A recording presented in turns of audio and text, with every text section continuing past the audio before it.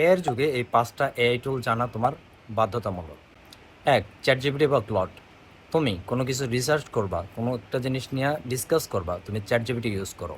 Code generate করবা, তুমি clod use করো। 2.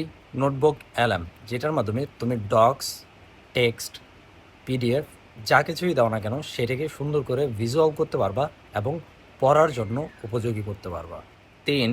গুগলের ভিউ 3, যেটার মাধ্যমে তুমি টেক্সট থেকে ভিডিও জেনারেট করতে পারবা এবং চমৎকার চমৎকার ভিডিও বানিয়ে ফেলতে পারবা।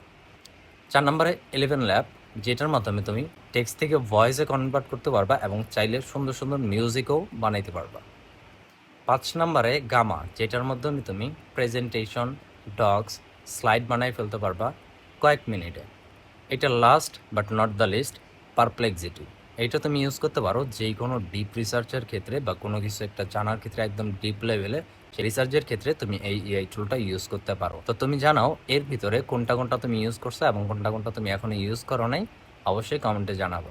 তো ভালো থাকো, সুস্থ থাকো, আবার কোনো একটা ভিডিওতে দেখা হচ্ছে। আল্লাহ হাফেজ।